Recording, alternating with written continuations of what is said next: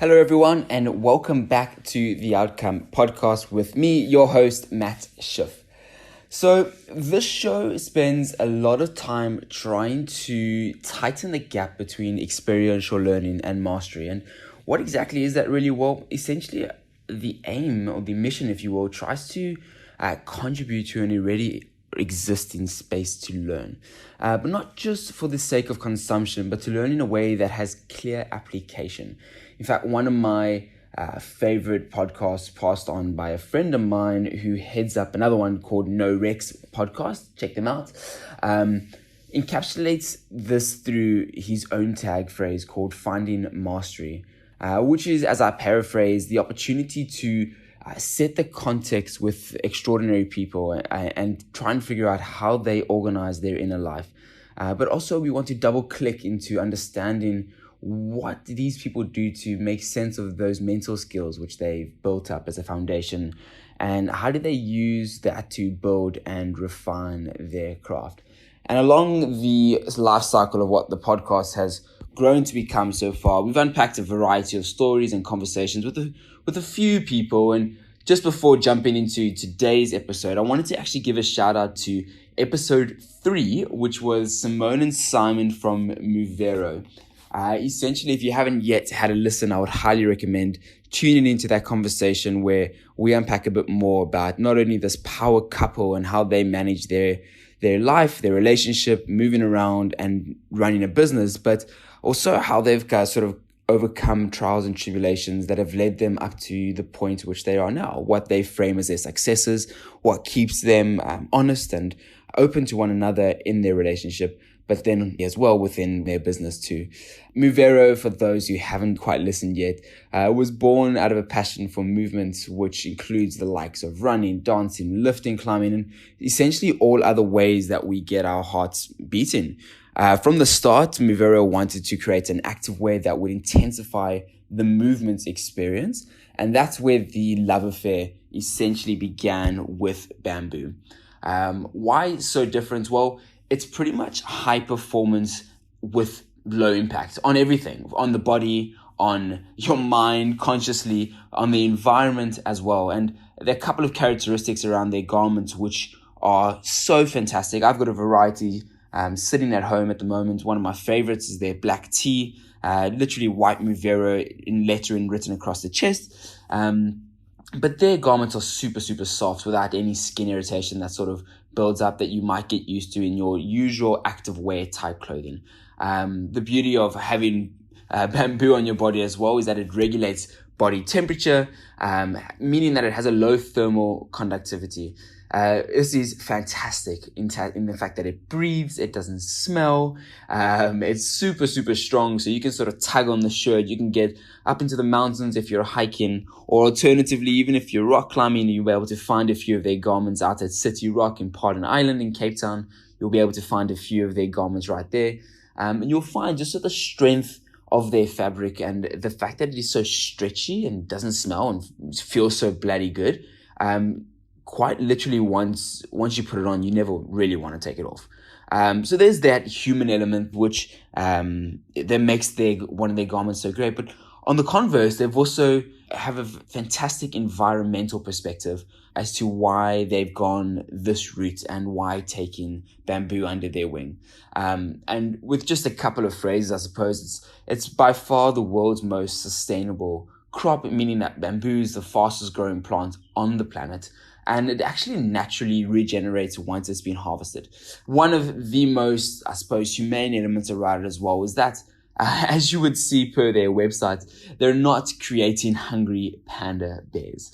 There are over 1,000 species of bamboo grass, and the stuff that their fabric is made from is not the same as that preferred to by panda bears. So the panda bears that are eating the bamboo, it is not the same crop. They're the ones which they gain their resources from, and doesn't disturb the natural forestation of or wildlife. So you'll be able to find a bit more information about this on their website, which is at moverowear.com. That's MOVEROWEAR.com. You'll be able to find a few more of their garments there. And if you're anything like me, I can guarantee it will make you fall in love within a heartbeat. Moving on to today's episode on the Outcome Podcast, I am joined by two incredible women who are part of the Future Females organization.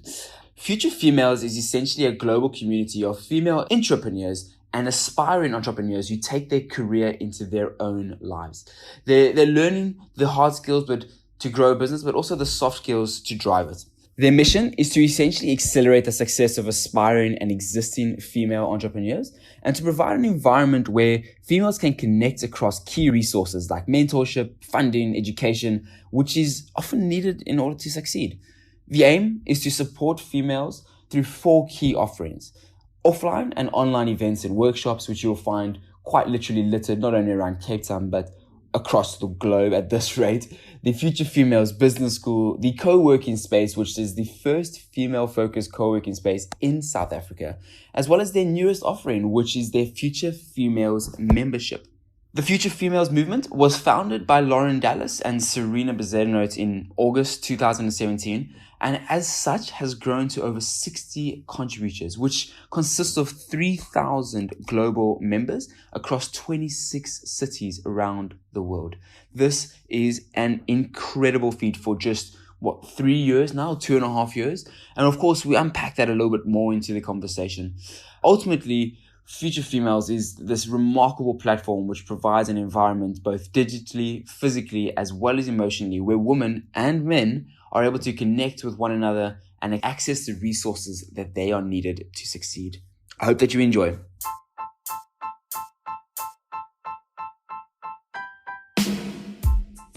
And officially the podcast has begun, so welcome to your first podcast. Yay! I really appreciate the two of you jumping online with me today.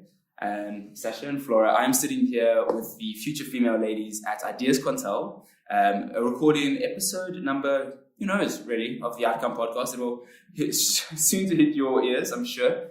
And I asked the two ladies to jump online with me and have this conversation. So guys, thank you so much again for coming on board. For those that don't know about Future Females or perhaps where the brand or the name comes from, would you mind just introducing our listeners to who you are as a brand? And then we'll dig into a little bit more about Sasha and Flora in a second as well. Sure. So Future Females is, just over 2 years old now.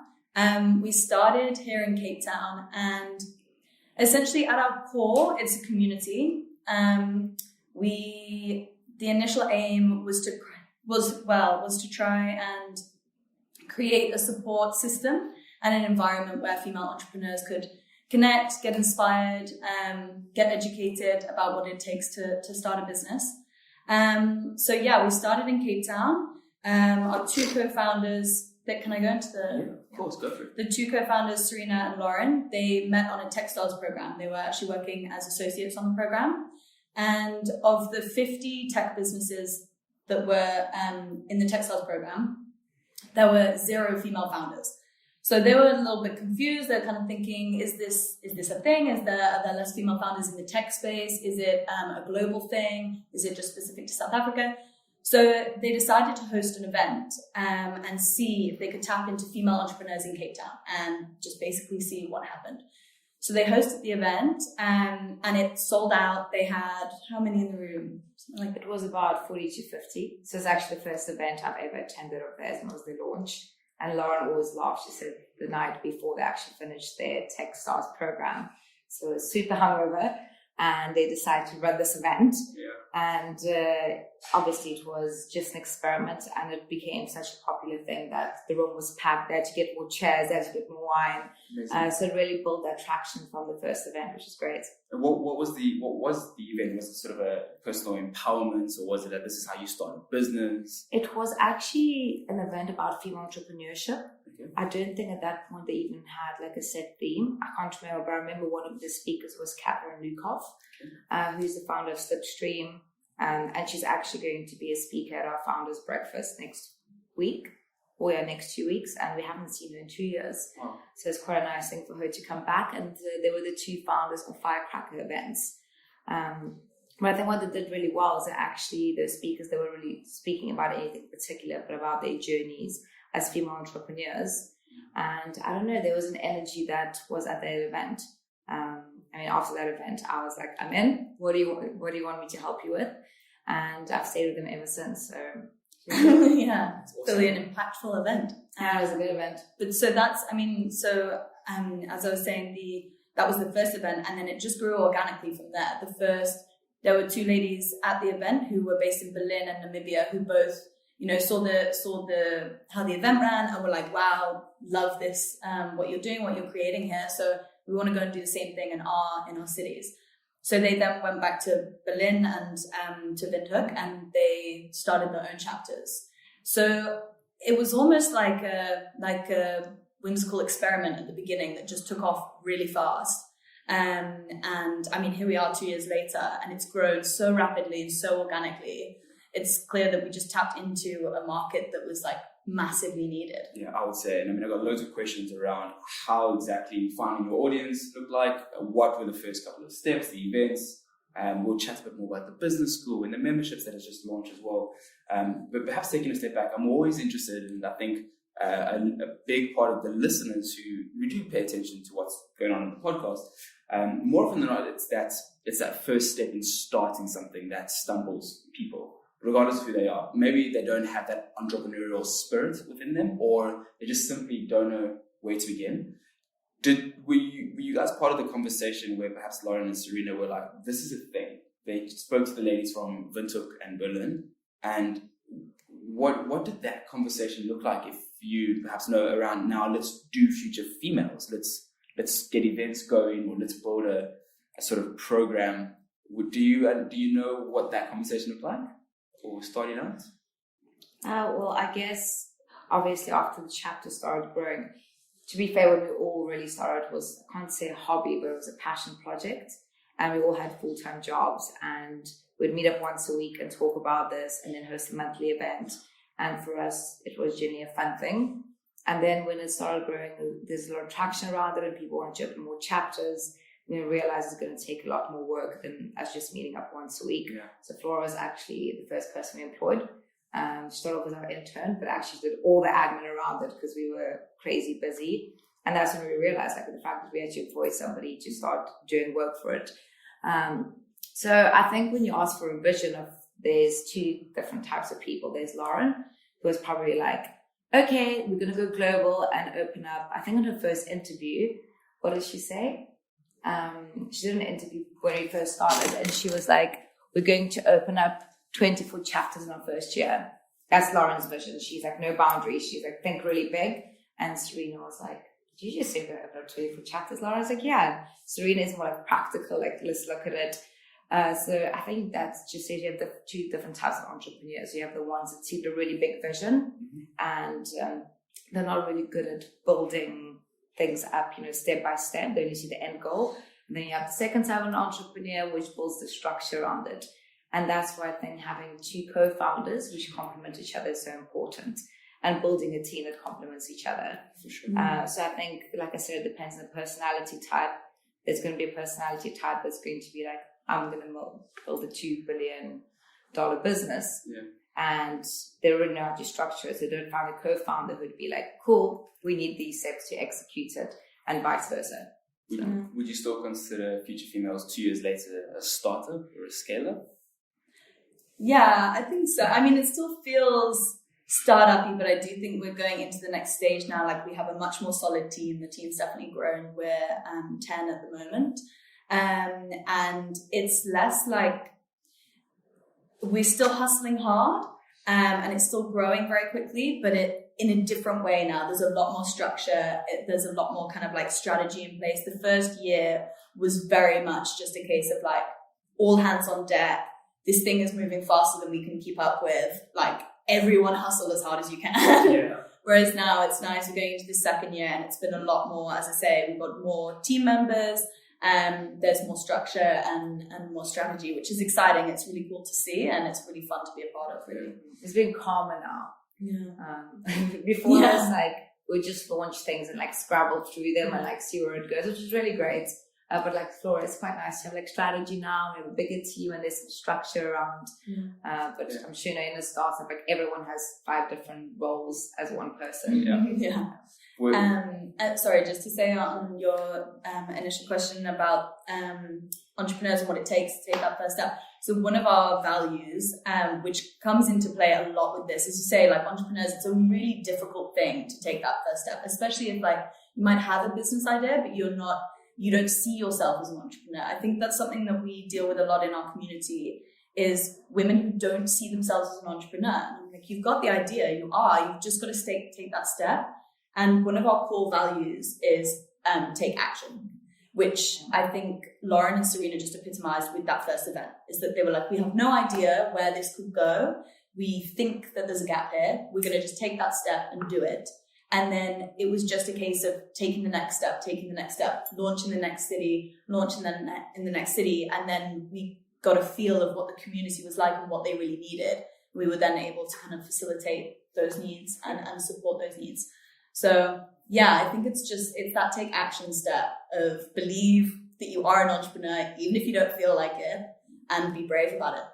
Yeah, I think that's so important. I mean, not only does it appeal to perhaps the younger generation where they want to get their hands dirty, quote unquote. They want to just experiment.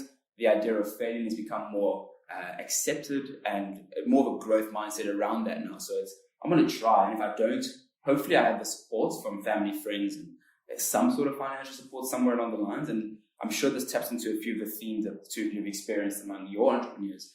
But if just before I jump into perhaps the future female type, as a startup, as a sort of an enterprise, if you will, I want to quickly go back to the individual and what they struggle with in taking that step.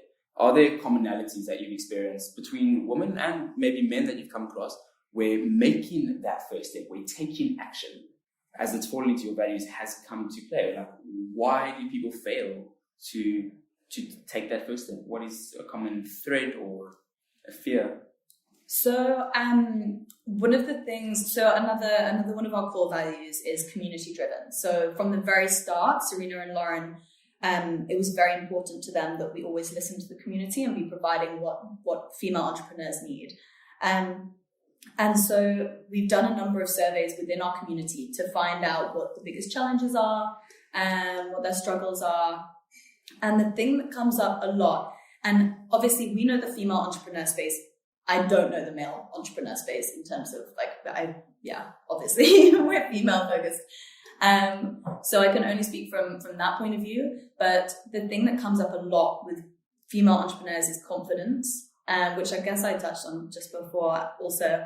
And so for us, that's been a big part of trying to help the women in our community is to get past that, or to help them feel confident.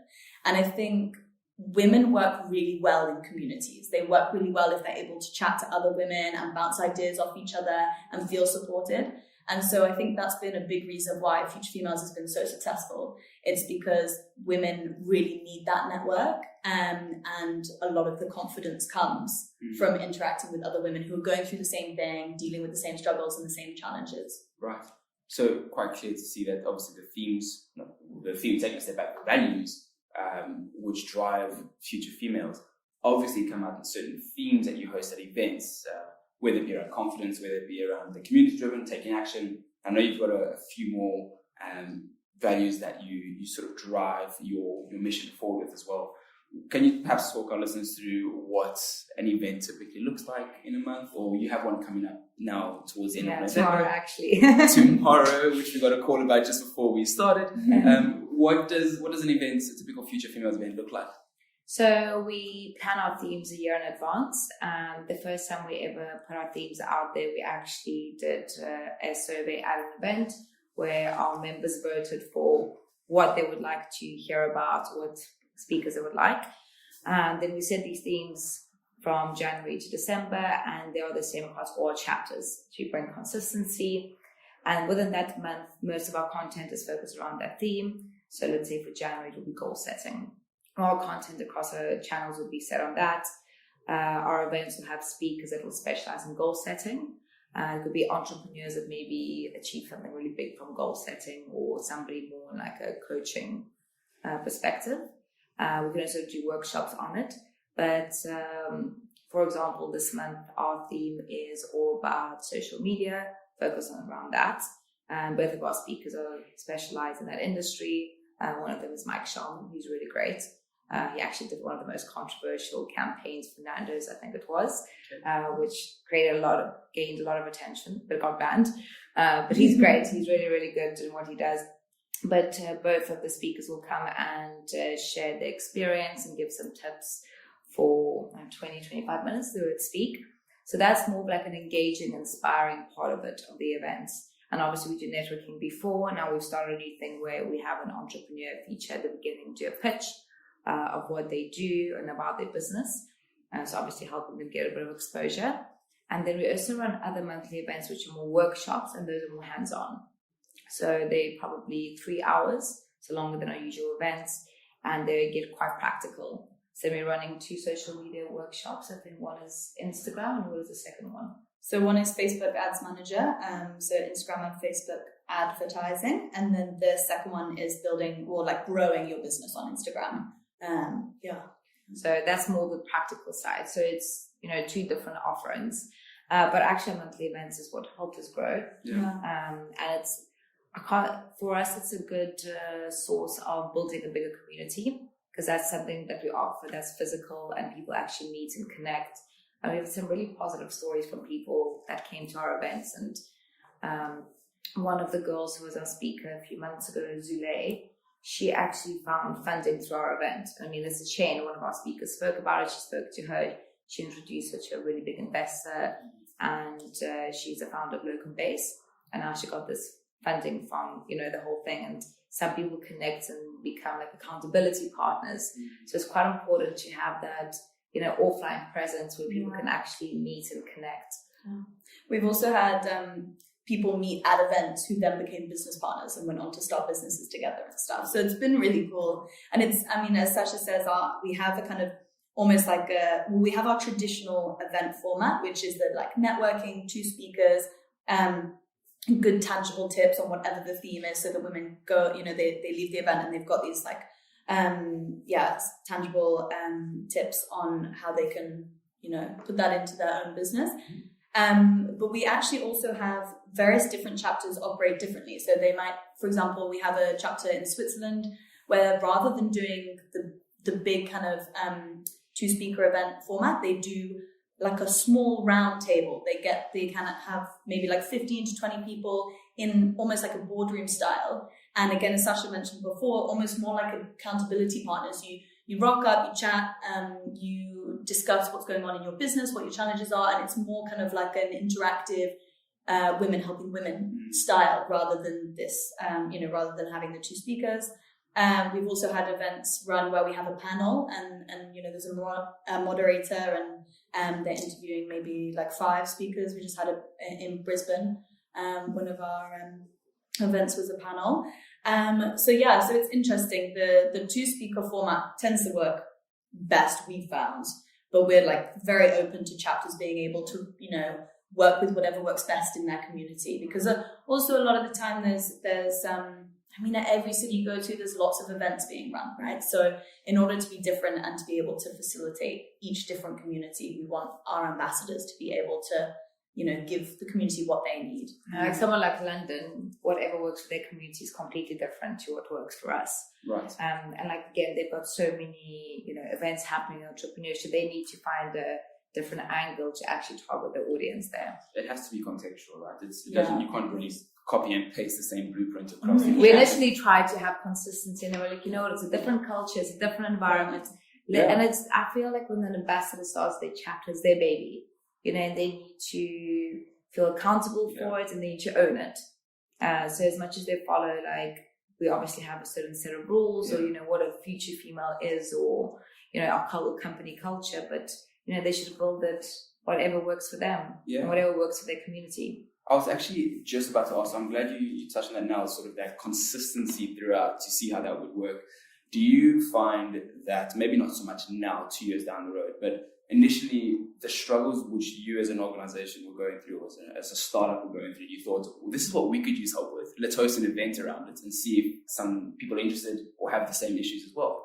Is that perhaps a direction that the events were lined up, or was it more like this is what we know startup struggles are like, therefore we will have themes on this quarter touching on that, this quarter touching on this.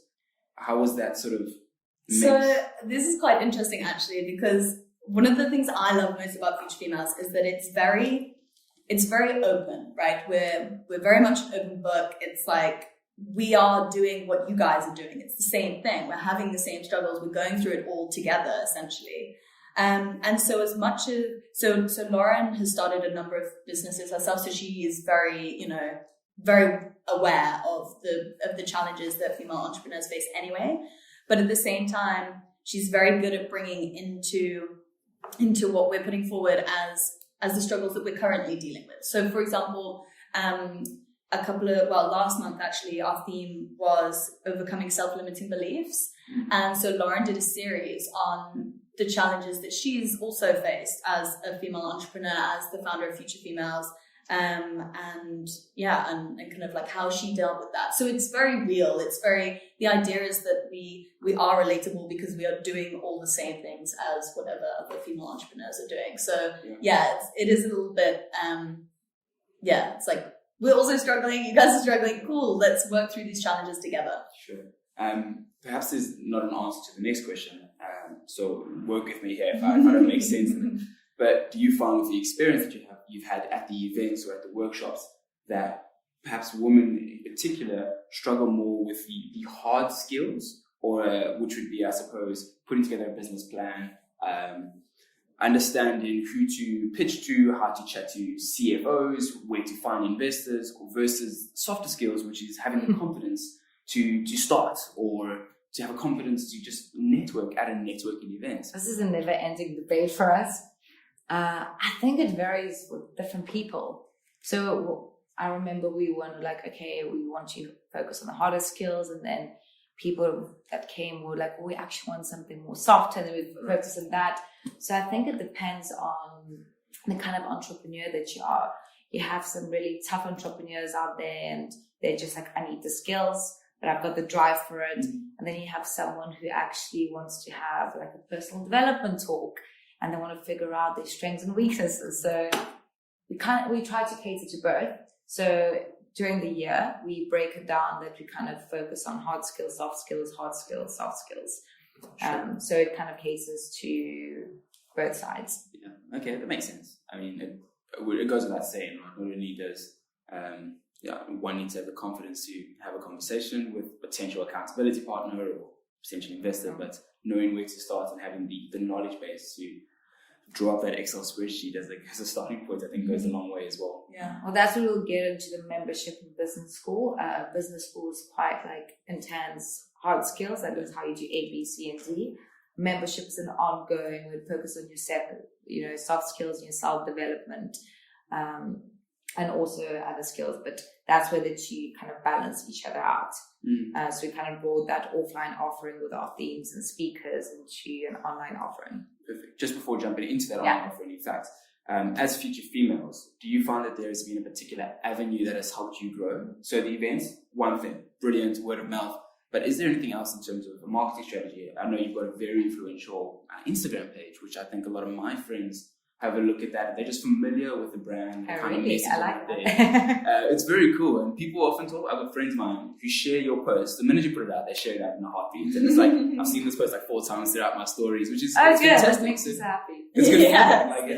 Good feedback. People are sharing, people are noticing, but I guess that's my sort of direct line of understanding a bit more about Future Females.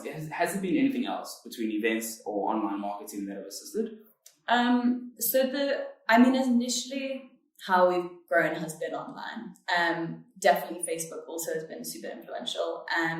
A lot of people hear about our events from Facebook first. And then obviously the second part of that is Instagram for sure, as you say. But the other thing that's really influential, and I think this applies to anything, is word of mouth.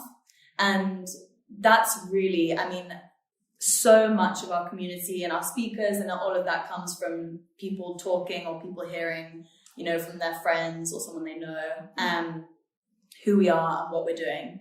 And I think it's growing like that. It's super organic, and it means that our message comes across really well, which is nice. Like it's cool that we've been able to grow like that, and for people to really understand what our aim is and what we're trying to do. Sure. Yeah. I think maybe the takeaway from this would be is our biggest advice for anyone starting anything is community is key.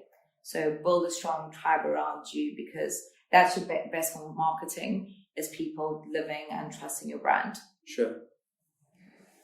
Excuse the nitty-gritty of this question. Very similar to the way you like your participants to take away something tangible in a workshop or an event, I try and sort of filter through the same for whoever's listening.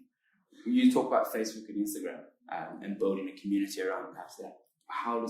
Has there been any resources that have helped you as a brand, or either of you personally, know what to do when you get to Facebook? Is it simply Googling, how do I advertise on Facebook? Or is it like playing around with posts and knowing when to post? Perhaps if you wouldn't mind touching on that sort of suave know-how. Yeah, so one of Lauren's businesses before Future Females was online learning. So she has a really good insights into using Facebook Ads Manager and growing online, that sort of thing. So she's been massive in terms of Future Females growth from that point of view.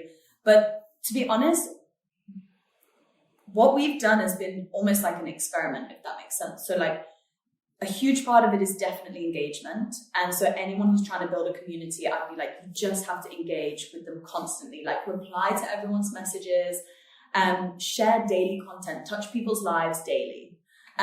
Because then they remember you, they get used to you, they feel like you're a part of their daily life.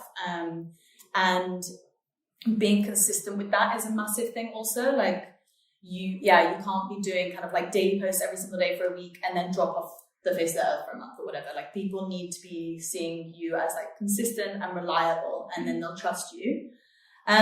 So yeah, as I say, it's kind of like engaging, connecting. In terms of the experiment that I was talking about, we would try, so for example, in our Facebook group, we were like, okay, fine, we're going to do a daily post every single day and try and get people to interact on our daily post. And that worked really well. It was just an idea, it was just a strategy. And it's meant that now people in the group are doing it themselves. Like they're doing daily posts saying, suggesting conversation starters or asking for advice and that sort of thing, which is exactly what we wanted, because we wanted that community network to be kind of, facilitating itself. And so as I say, it's kind of like testing different ideas. Some things haven't worked, some things have. So it's just about finding. So for example, just as an example of something that didn't work, with the daily posts, we decided that we wanted to do use certain hashtags within the group, which we still do to an extent, but the hashtags haven't taken off anywhere near as much as the daily posts have, for example. So, and so we initially we were quite strict. We were trying to encourage people to always use the hashtags, and now we're like, no, cool, okay, this is working better. Let's allow that to flow rather than forcing the things that are working less, if that makes sense. Sure. That makes complete sense. Okay, brilliant. I'm going to come back to that point as well just a bit later, but I'd love to now dig into a bit more of what the business school and obviously the memberships, which is really exciting, which is just launched, is as well. Future Females has over 85,000 people worth of reach, if you will. So there's a lot of engagement or a lot of familiarity with your brand and who you are with the name. You have over, correct me if I'm wrong, but 12,000 members involved in some way or another. I think your Instagram has over 25,000 followers. You have over 323 contributors, over 22 chapters or 24 chapters, I think it is now. I think we're 25 now. 25. They're coming in hot. Tick that goal off, which is brilliant. Before we get into what perhaps these numbers actually mean, can you talk us through what is your business school like? Because the theme which we're on now, I guess, is for that the person sitting at home listening to this interview, thinking, okay, I understand a little bit more about taking action. I understand a little bit more about experimenting, engaging content. Where do I go from here? And what is the business school for Future Females? How does that look like for a person going through the system? So I'm going to give you a bit of a background on how the business school started. Perfect. We obviously had this offering, which was quite nice, and people could come to events and be inspired. But we wanted create something where they could actually take action and start building their business. Hard skills.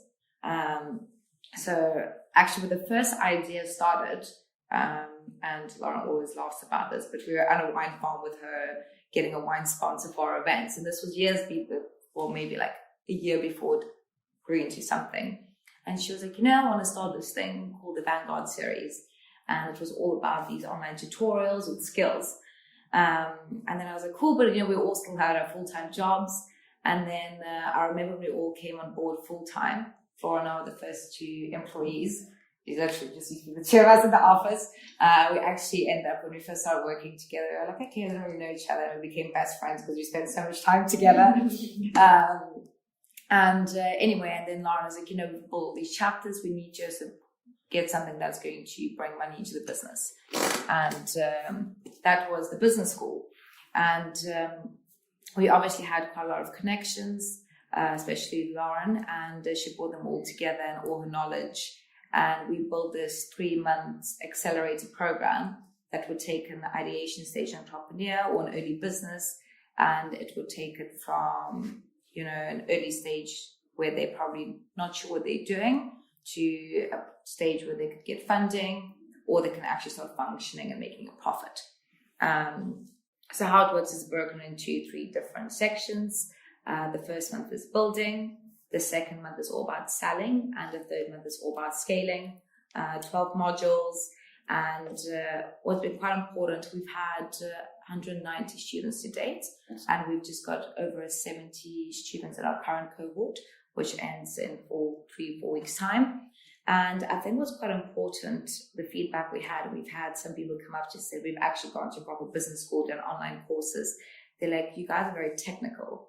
So whatever we teach is the entrepreneur who's going through business school can actually learn those skills, take them and implement them immediately, rather than learning theories and, it's something that can get hands-on.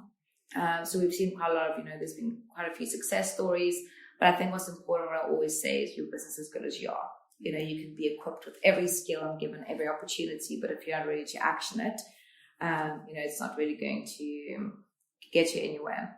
But the business school is pretty much there to train you to take those first steps and finally start your business.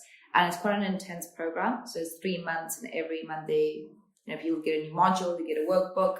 We have online virtual coaching sessions. So there are accountability sessions as well as, this is your opportunity to ask any questions you may have. We're also available on email. So I'm the program manager, and I track everything that's happening in the Facebook group, all the emails, and just check in every few weeks to see the progress of our students.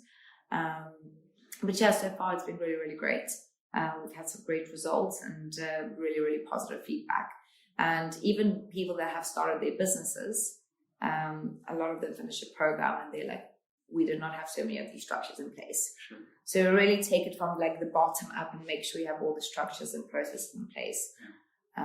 So I think if you're anything from ideation to maybe you've had your business for 6 months, a little bit more, program is really beneficial. Right. So 2 questions around that.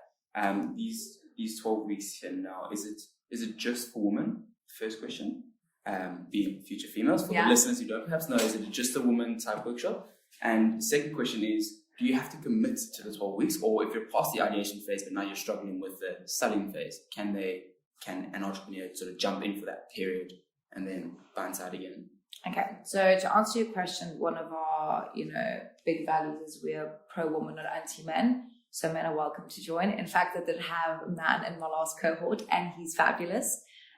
He's got a tour company, and he completely fit it in. And I mean, if you apply, we'll never say no. I guess a lot of men don't really want to apply because it's future females, but I think the whole point of us is to be inclusive. In terms of the program, we think that somebody should complete the whole thing. If you just jump in for 1 week, it doesn't do a lot. And even if you fall behind, what we suggest is you don't have to maybe complete all the workbooks, but finish going through the content so you could structure it, ask any questions, and then you still have access to the program for 1 year from the start date. So let's say scaling is not relevant to your business right now, but you've got the content there, go through the videos, and then when you're actually ready to scale, you can revisit it like a year later. And we still keep in touch with our students from cohort 1. It's not one of those things when you finish, we're like, cool, cut the contact. We're always here to assist, and we encourage them to share their wins with us and if any amazing achievements. But realistically, we don't suggest you just come for 2 weeks. There's no point, but rather go through the whole program.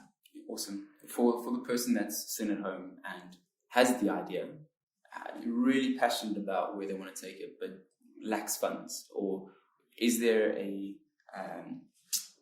do you need funds to join the membership? As in, like, you have to have investors already on board? Do you have to have a business model already about where you want to go? The reason for the question is I'm just trying to figure out here. I'm someone who loves to ideate and have a bunch of ideas, and I want to start, but I'm feeling a bit hesitant to join your workshop because I don't have the money to, or I don't have the support to.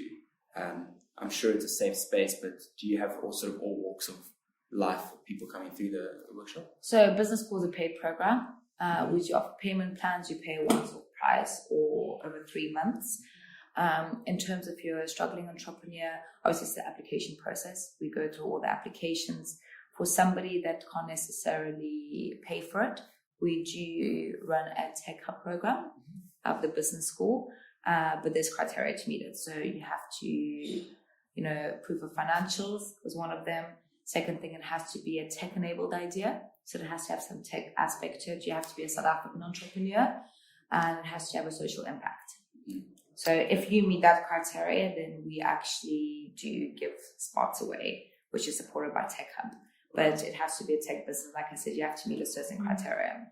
So the reason we were able to do that is, as Sasha says, we have a partnership with the UK SA Tech Hub, which is a UK government funded program, who are looking to help entrepreneurs in South Africa, which is why you have to be a South African entrepreneur, obviously.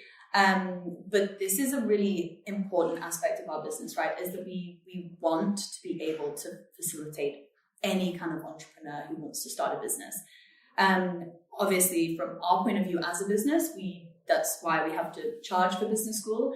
But like going forward, funding is a massive thing for us. We would love to be able to provide funding for entrepreneurs, and we would also, for example, look for more sponsorships/partnerships with companies like UK SA Tech Hub, where they could sponsor more places.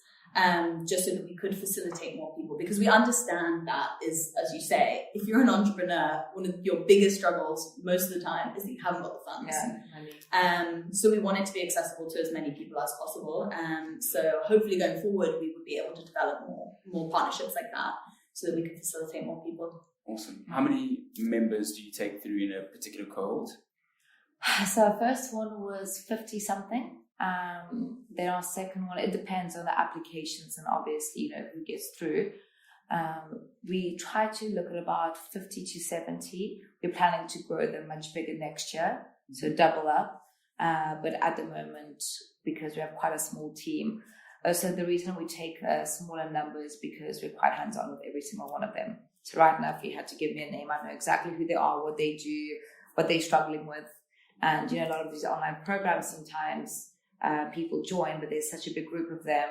As a program manager, you don't really personally engage with every single one. You just know so for us, it's quite important to be very hands-on with every single person, know what they're doing, what is their progress, where do they struggle, what do they need from us.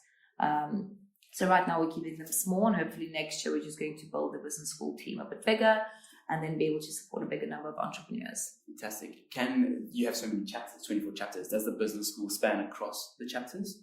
Or is it you obviously mentioned the online learning portal of it, but how does someone from Berlin or Windhoek want to get involved with the business school? How do they go about doing so?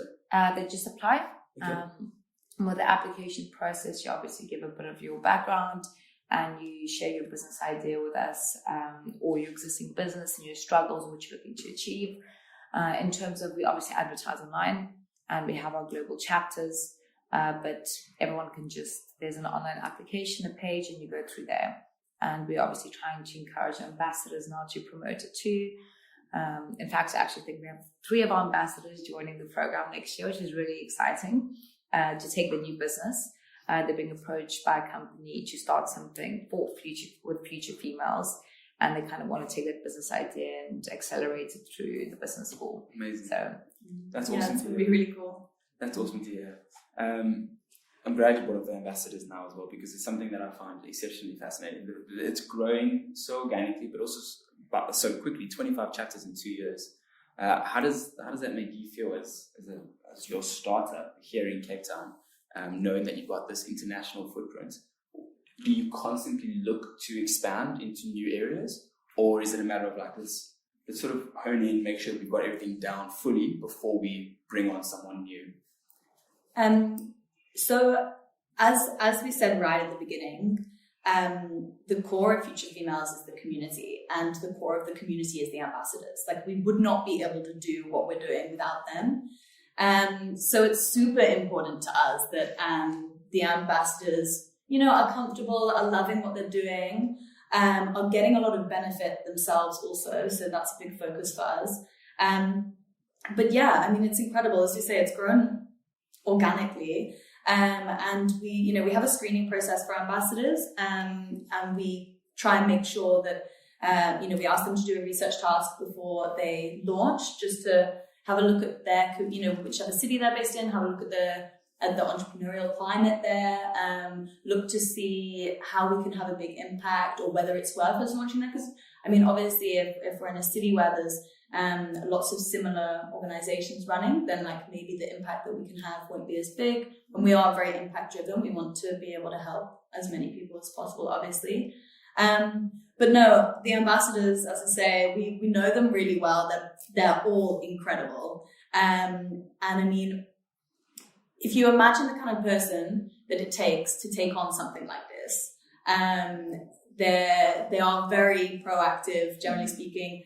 They're all very community driven. They're so passionate about the Future Females message and what we're doing. So as you say, it's cool to have that international kind of scope, and to have people. I mean, we're connecting with these ambassadors all over the world. I'm like, I have friends now in so many different cities. If I went to visit, like, it would be so cool to go. I mean, we've only even met physically maybe half of them. Yeah. Also, not to each own horn, but generally they're all just really cool. Yeah. Every ambassador comes in like, what a power human. Like, there hasn't been one person I'm like, I don't know. All of them are super powered. They have a lot of interests. They're just the kind of humans you sit across the table from, and you're like, wow, like they're completely on the same wavelength. So we've been very fortunate with that. Yeah. It's incredible to know that you're attracting a particular type of personality as well, right? Yeah, that is true. Not only your events and workshops, perhaps a business school, entrepreneurial spirit, but you're also those ambassadors of people that are willing to drop out of their full-time job or stay with their job and drive their message in their own chapter. For those perhaps that are struggling, chapters obviously they're in 25 different countries. Right, that is a big thing to do. Well, not necessarily different countries, but different cities. Different cities. Yeah. So, for example, South Africa, we've got a lot of chapters here. Right.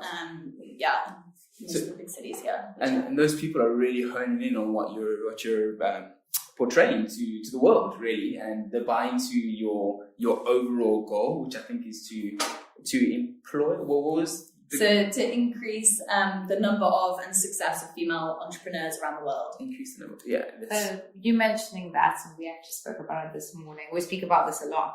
It doesn't come without its challenges. Right. And every ambassador that joins has their own intention. And we need to always be aware that some people come for the community, some come to grow their personal brand. So with every individual, there's a motive behind it. And I think, you need to be aware of it because you need to be able to deliver it to them. Everyone has their different intention. Flora's actually with ambassadors way more. And I think the one thing that we actually struggle with and encounter, I think the whole idea of running a chapter is super exciting, but it does take quite a bit of work.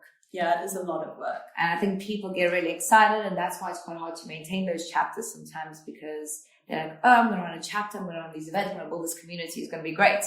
And then they realize that every month they have to find speakers, they have to find venues. It's like a part-time job, very passion-driven part-time job. And I think, sometimes the excitement all of a sudden gets taken back as like, oh, wow, it's actually a lot of work. We should be clear also here that it's not been easy, and it's not like we've launched in every single chapter and it's been a success. Some of our chapters have gone dormant. Obviously, lots of our ambassadors have left various different reasons. Some of them this is a common issue for us, is that they end up starting their own businesses because of being a part of Future Females. And then they obviously don't have time to then run their chapter because they're starting their business, which is like an ideal problem to have because you're like, good. I feel like we've accomplished something there. I'm like, we've done the job. Also, it's then a shame that we just lost the chapter. Yeah, exactly. But no, so as I say, like it comes with its challenges, and not every single chapter has been a massive success, and we've had a lot of learnings from that. And we've also learned a lot, as you said initially, we attract a type of personality. And we're a lot more clear now on what that personality is. And we can see a lot more clearly when we're interviewing people now, whether or not that person's going to be someone who's going to be able to build a solid chapter and continue it, or whether it's someone who, you know, like might drop out support or whatever. So yeah, no, it's been... you learn a lot about people with these things as well, because we have our HQ, we have ambassadors, but don't forget our ambassadors have teams too. Yeah. So you have the ambassadors all take responsibility. So when we hold somebody accountable and, you know, something's not going through, we communicate with them. But these ambassadors also build a team around them, which have, you know, they have their own dynamics, and you learn a lot about people, you know, and personalities and leadership skills. So it's very insightful. Yeah, that's it. And also it's worth saying, as we said, obviously they've got to be passion driven, and it does take a lot of time and effort. But at the same time, what we're building, so obviously as Future Females, we want to empower women, and the core of our community is the ambassadors. So our aim is to empower them. So we've developed certain programs that work for us. So for example, 75% of the ticket sales from each chapter goes back to the ambassador.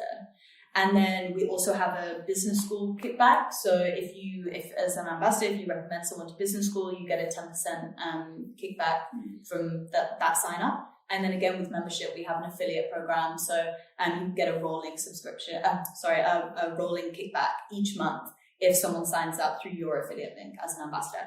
So what we ideally want, and this is what we're like really kind of going for, especially in 2020, that we want to develop, is we want our ambassadors to be able to run their chapters like businesses. We want them to be able to have a substantial income from their chapter. And so that essentially they're being paid for the incredible work that they are doing. It's always been our aim. This has always been our aim, obviously, because right from the beginning, there's been a 75% kickback for the ambassadors on ticket sales. But it's just that it's taken us a bit of time to get to a point where we know it will be able to be financially sustainable for the ambassadors, if that makes sense. Yeah. So, which is really exciting for us as HQ, because honestly, you work with these women, they're doing an incredible job. All you want to do is be able to, do you know what I mean? Give them, yeah, exactly. Pay them for what they're doing. So, yeah, I'm super excited about that aspect, especially this next year, because I think it's going to take off a lot in the next year. Yeah, can't wait to see what does come to fruition. I think it's hard not to get excited just at the idea. Oh, good. Seriously, and to see these things come to life, to hear the success stories. I had a look at the website as well. You've got a wonderful video of a testimonial right at the bottom of I think the About Us page or something. And it's just, you hear these stories and it gives you chills. To know that there is that support and that guidance from the very beginning through to even after you've perhaps completed the business school, or you have just that feedback loop, social media. It makes a difference, I truly feel. Can you explain the difference between the business school, which you've obviously just gave a good intro to, and that of your memberships? What is your membership? How does it differ? Well, it's more Flora's baby, but it's a new offering we just had. Yeah, so we just launched the membership, and we launched it in September. It was 1st of October we launched. And the idea was that, so it's awesome having the events, the monthly events, great, women can come, interact, get inspired, but they're kind of touching in once a month, and it's easy for them to go away and not then action, right? It's easy to be like, cool, okay, you've got all these ideas, you've met these cool people, you go home, you get back into your normal routine. We then obviously launched the business school, which was incredible for anyone who's, ready to take that step and is ready to commit and work hard for the next 3 months, and we can handhold them through that process. But what we wanted to do was touch into that gap between helping people regularly on kind of like a daily, weekly basis, but without them, say, if they're not at idea stage, if they're still just like working on a plan, or maybe they have started, but they haven't got the financial resources to be able to afford business school yet. And obviously, so membership, the way it works is it's a monthly subscription. So we always describe it as a gym membership for your business. So it's like a touch point each month. You can tap in. We have the way it actually physically works is it's an online portal. So you sign up for your subscription, you get access to the online portal, and you also get access to an online community where everyone is talking and interacting and whatnot, all the other members. And in the month, we work around our global themes. So each month we have a theme, which Sasha chatted about when we were talking about the events. So our events are around the theme, and so our membership also focuses on that theme. We have an expert who comes and coaches on the topic. So, for example, this month we have called Jula, who's she's a marketing expert and a social media expert. So she's teaching mainly about Instagram, how to grow and engage your community on your business on Instagram.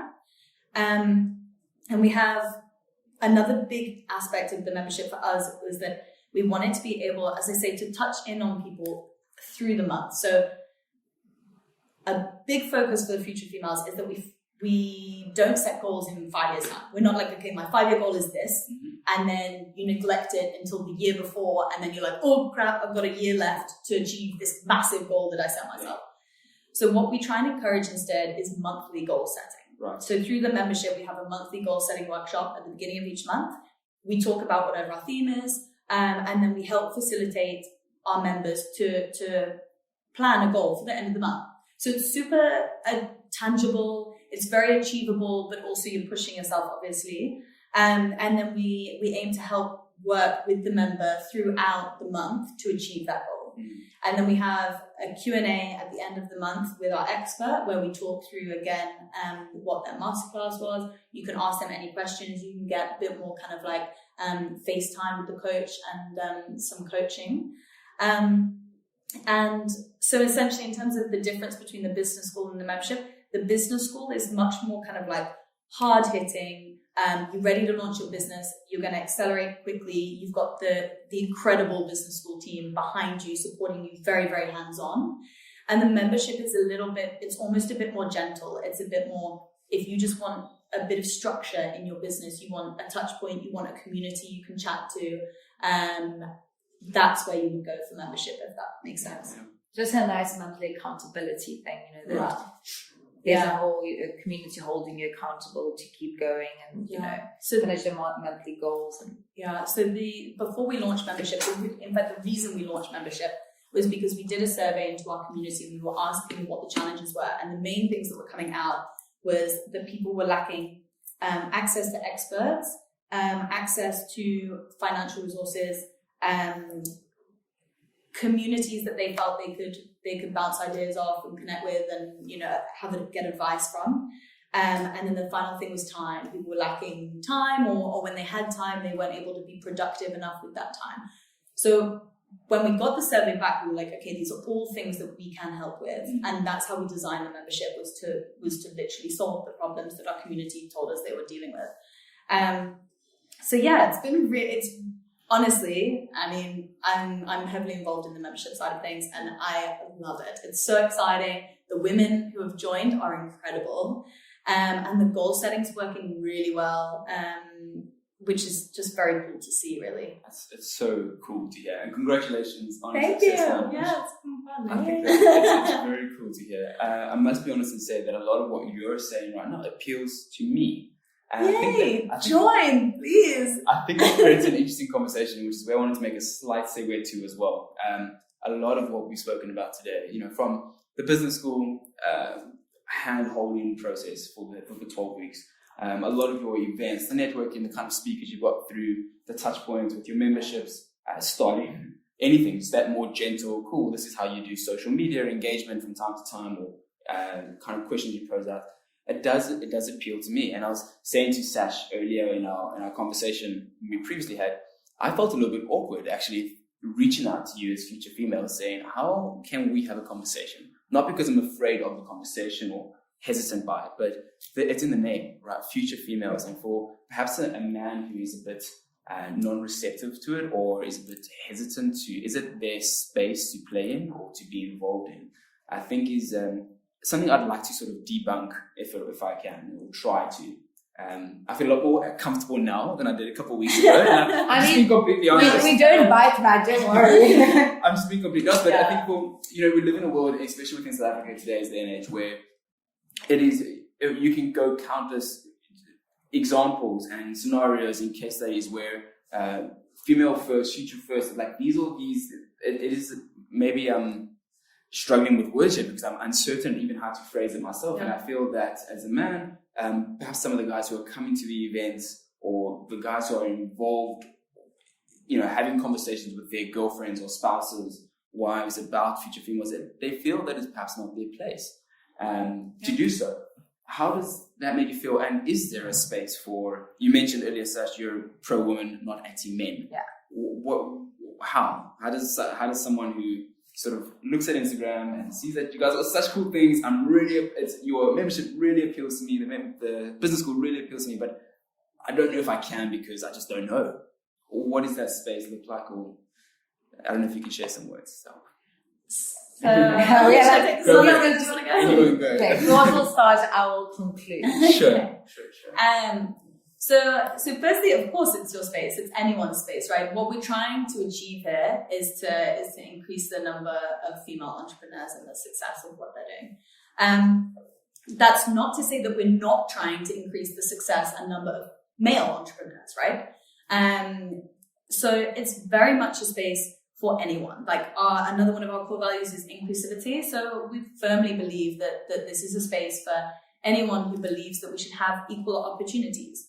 And what is a big part of this for me is that what we're teaching and the values we're trying to instill are global, right? It's not a gender thing. It's not a sex thing or anything like that. It's just, it's a case of being inclusive, using the community to drive success for everyone.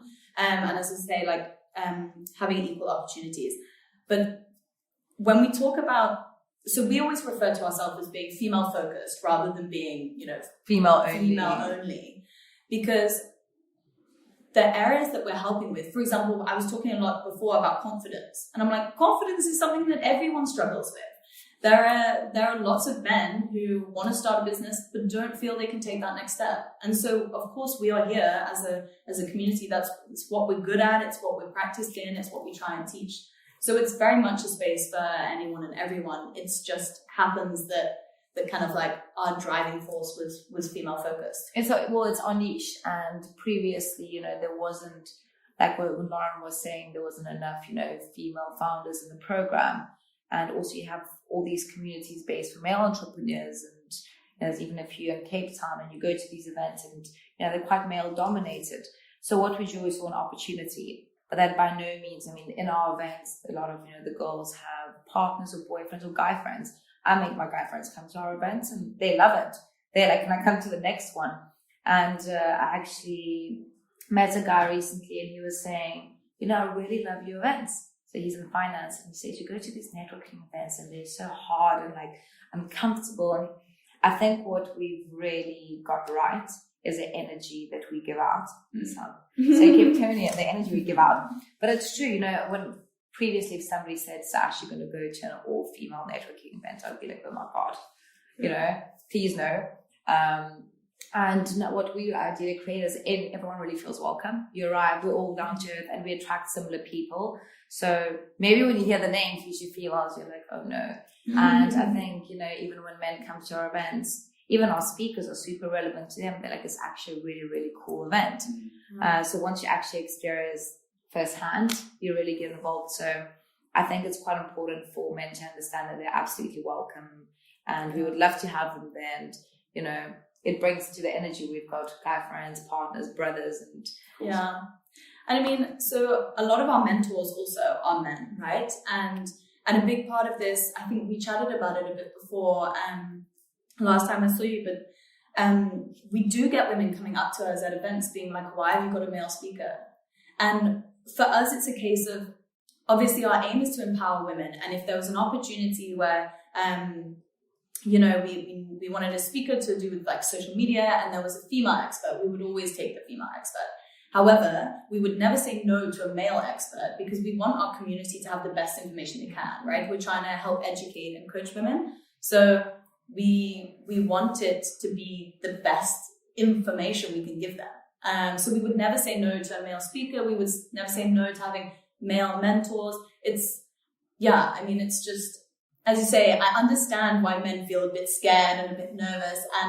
And my message would just be like, no, like, don't be scared. Like, what? We all want the same thing. If we're being realistic about it, it's like, it's a very relaxed environment. As Sasha says, like, the Future Females energy is very just kind of like, everyone's welcome. This is a space for people to just enjoy entrepreneurship. That's the core. We're all super relaxed and super fun. I believe that. It's a gentle plug about how cool it is. No, but also, I think a good point to me, especially with everything happening now and, men versus women versus men, like excluding, the male sex from the whole female movement now is not solving the issue. It's creating another issue.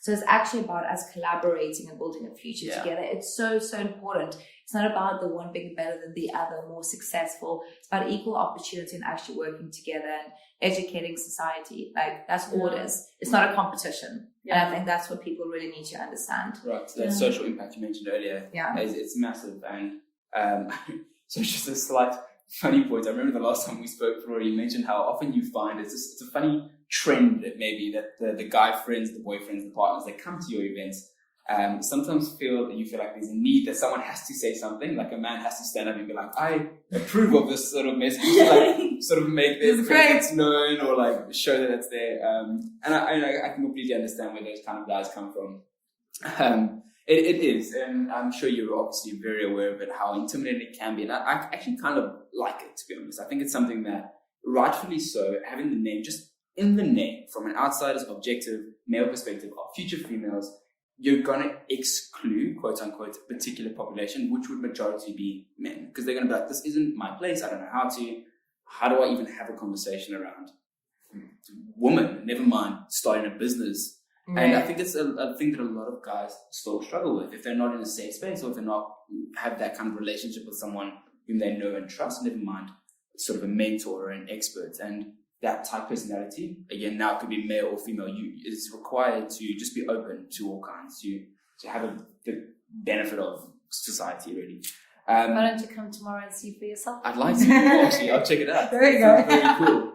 Sounds very, very cool. There's two very cool things that I actually saw in research. I'm sure you two are familiar with as well in research for this interview. But October 13th, I think it was, early October, the Delta Airlines flew an entire fleet of women. 120 women was completely woman-focused, essentially from the ramp staff through to pilots, air control, from, where was the area now? I think it was Salt Lake City to NASA at Houston. And the whole operation was completely like woman-focused and well. And what the article had said, it was that, some sort of read it here, that it was taking part of an initiative to close the gender gap within aviation. So that was the first like big thing. Although it shouldn't have been a big thing, it came to light and it was sort of headline news. And a couple of days later, there was the first ever spacewalk by an all-woman team, which was also something quite cool that popped up. Do you find that it's a trend that there is now more of an acceptance for more CEO women, for women to be more challenging in a male-dominant space, to pitch in to investors, to anything? Is there this air of confidence, or has it always been there and now all of a sudden it's just becoming like more obvious? Oh, this is a really good question. I think, look, it's definitely getting more publicity now. And I think it's quite trendy, especially in the last year. I think it's become quite trendy. Female entrepreneurship, power females, it's become quite a thing. So I think it's always been there underlying, but I think now it's becoming more acceptable. And it's quite interesting. So I've got some stats for you for the end of this podcast. Love my stats. And they're really good. But one of the things is that female entrepreneurs still feel criticized, okay? And that's what holds them back. And same with women that are working in, high CEO positions. There's almost that stereotype, either she's too gentle and, she doesn't really have that strong hold, or either she behaves like a man. Okay. So I think only recently we're kind of breaking down those stereotypes. And actually, a woman can be a CEO and she could equally be feminine and still be respected without having to act like a man.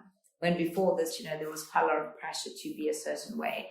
So I think it's actually in the last few years, there's been a lot of developments. Obviously coming from Europe to here, but it's a movement that's going to keep on growing. But right now it is hitting as quite a big peak, and it's getting a lot of publicity and a lot of things are changing. So yeah. So also on that, this is just. So I think I also mentioned to you the last time we spoke that what's quite interesting is seeing men come to Future Females events, because it's rare that men are in a female-dominated room, for example. Like it's rare that you'd be outnumbered like that unless you obviously actively went to something like Future Females. And it is a bit intimidating, right? And the same applies for women trying to break into places like, becoming a CEO or whatever. You're in a male-dominated environment.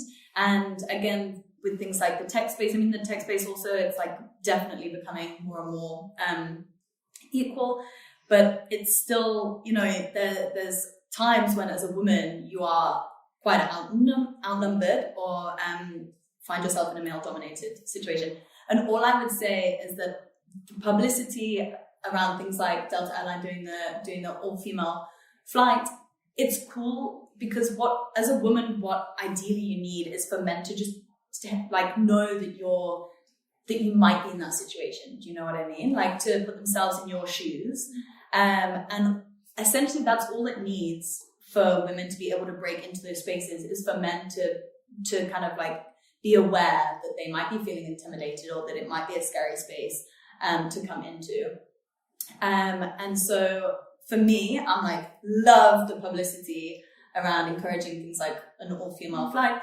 Obviously, you don't need to do that forever, but just by doing the one, you're showing that this is an issue and that maybe it's something to think about. And I think that's really important. And I think that's what the media, and as you say, like, it's quite trendy at the moment. It's all about educating, going back to, where do we find that middle ground? It's educating, everyone around you that we're in a different space now. Yeah. Completely right. What a big part of the show is the name outcome, is obviously how someone had come to the outcome which they're in. And it could be their trials and tribulations, their experiences along the way, but the sort of catchphrase beneath that is it's not black and white. And I think that plays into a really important theme. Maybe theme's the wrong way to describe this, but around these sort of equal spaces. More often than not, and please correct me if I'm wrong, I'd love to get your feedback on this, but it shouldn't have to be. We don't live in a world now where women have to make their presence known. It should be the reverse, right? It needs to be that men need to be more understanding and respectful. They need to also understand that the world doesn't revolve around them, and taking a step back to be more vulnerable in those spaces before a woman in a male-dominant space stands up and is like, hello everyone, I'm here, and let alone say something or pitch something or throw any ideas up there. And I think there is obviously a bigger conversation around not only sort of tech space maybe, or startup space, or businesses in general, but a conversation around men having to just be a lot more cognizant about what they're doing in the places that they are.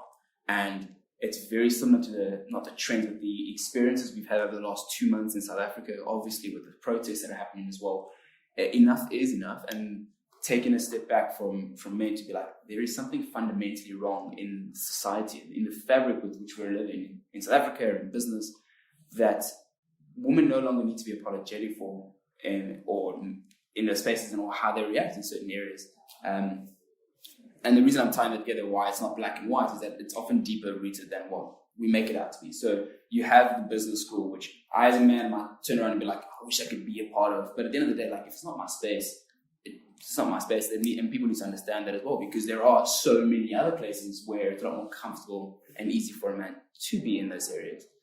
So what you're doing, I think I'm just sort of, maybe there isn't feedback to give you, but I'm just positively affirming, I think, the messaging behind at least the last 2 years and where Future Females is going, I think is so powerful. And if anything, please keep at it, because it is gaining traction. Like I mentioned, a lot of my friends, male and female, are talking about it. And it's cool to hear. It really is. Yeah. Just to sort of round up, one or two more questions lined up, but 2020 what does that have in store? So you had 25 chapters as of sort of the end of this year. What can we look forward to come next year?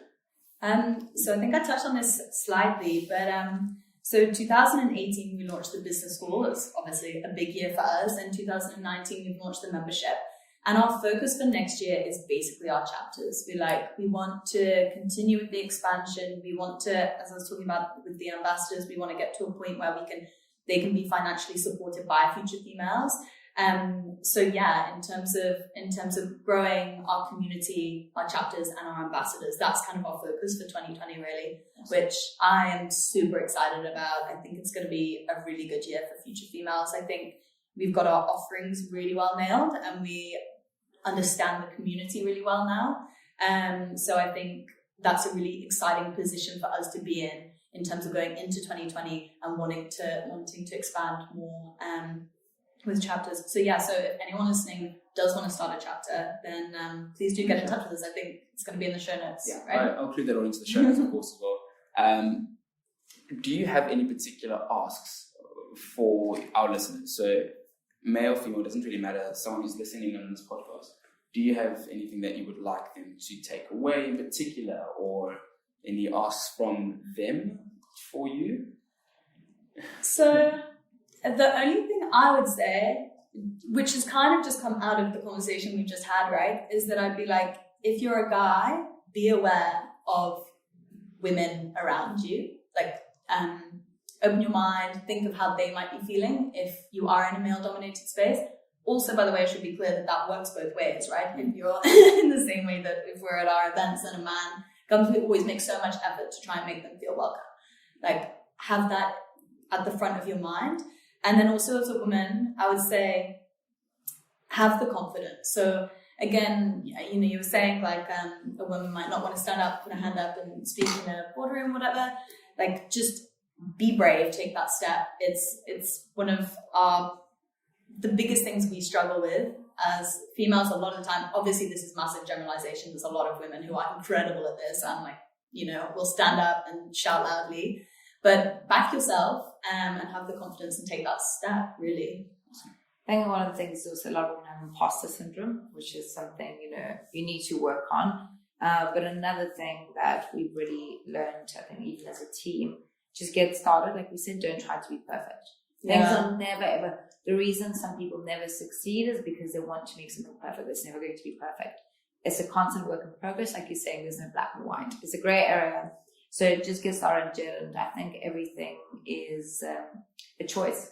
You have a choice. Like you just stand and be like, gosh, I'm not going to do this, or a choice to be like, okay, I'm going to just own it. And I think a lot of things with entrepreneurship is risk taking. You have to be able to take risks, and it's like a roller coaster journey. Like the highs are super high, and we've all experienced them as a team, and the lows are super low. And sometimes you sit there and you're like, what are we doing? Like it's all gone wrong. Where's the next step? But then when you have like feedback from membership business school students, so like this is the best thing that's ever, we've ever done, and we love this community. You're like, whoa, like this is awesome. So I think one of the main takeaways for anyone out there, you have to be able to take risks. Yeah. If you're not going to take risks, you're never going to get the benefits of it. 100%. So it's very important to kind of overstep that. Just to echo, I think what you said right at the beginning, and I, to myself, work with this sort of daily. I love it. Is simply taking action, going right back to just saying, get started. One of my favorite inspirational speakers, Tony Robbins, always says, take massive action, because it requires massive action. Just that first step is often the hardest.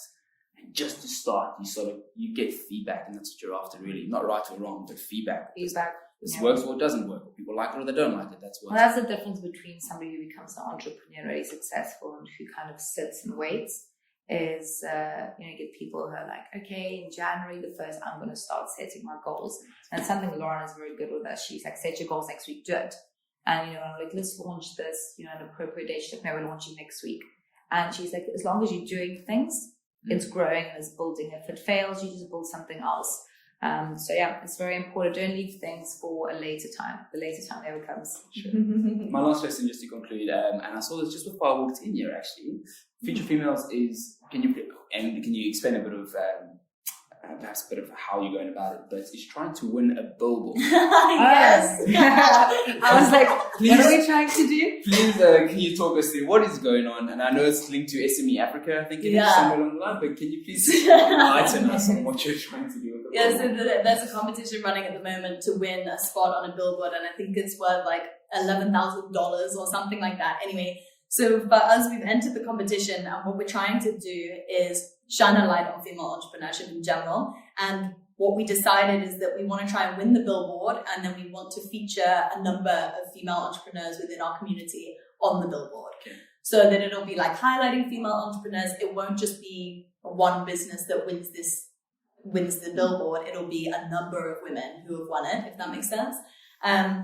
Again, obviously with that focus that we are community driven, we want to, it's been a funny journey for us because we had the idea, we've come into the competition quite late and we're really plugging it and we're going hard. We're like, we've got to win this thing. Got to go all in. But yeah. Like, which place are we on right now? But talking about which, if we can put the link in the show notes, I would love that. Anyone listening, please do vote. We want to be on that billboard. So is that all someone needs to do? Sort of hit the link, vote for future females to win the billboard. That's it takes like 2 seconds. And we get a billboard.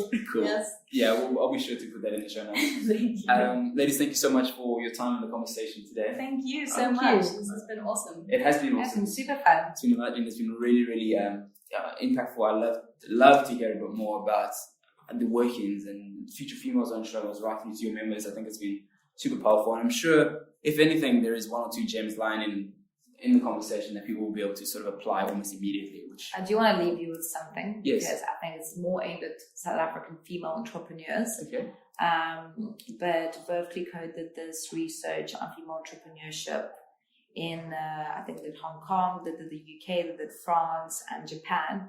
And South Africa has the highest number of female entrepreneurs. And apparently they're they take the most risks and they're the most resilient. So for all the South African entrepreneurs out there, it's really great female entrepreneurs. please send me that link if you saw it somewhere. I will. There's loads of stats around it, and it's super inspiring. And I think that's going to be Africa is going to be one of the biggest growing environments for female entrepreneurship and entrepreneurship in general. So It's awesome to hear. What a space to be in. Ladies, thank you. I really appreciate your time. Thank you. And Thank you, we'll Matt. Chat soon again, sure.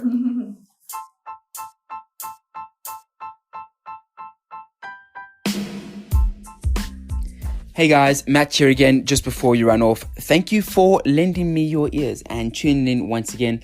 I hope that you enjoyed the conversation, and of course I would love to hear any sort of feedback you might have. You can do so through all forms of social media, really. I've probably spammed enough about that, or through my email, which is outcomepodcast@gmail.com. I would love to hear from you and even to say hello. For those that have any advice on long distance recording, please feel free to share and send through a few links as well. I am an open book and am willing to learn. As usual, if you have any other news, please pass it through. And if you haven't yet subscribed or shared the podcast via the very many links that you could potentially find it on, I encourage you to do so too. Looking forward to hearing from you, and until then, cheers.